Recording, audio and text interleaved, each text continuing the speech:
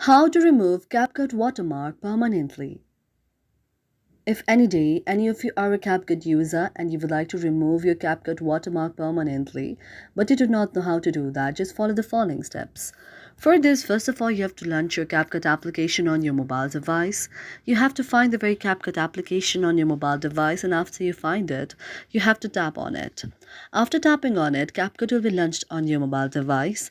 After that, you can go to the option of New Project and select any of the project from your mobile gallery, or you can also go to any of the project that you want that you had already created earlier. After you tap on the projects like this, now after you just scroll to the last, you can see that in the last a watermark will be shown. Therefore, in order to remove it, you have to tap on it and then go to the option of delete.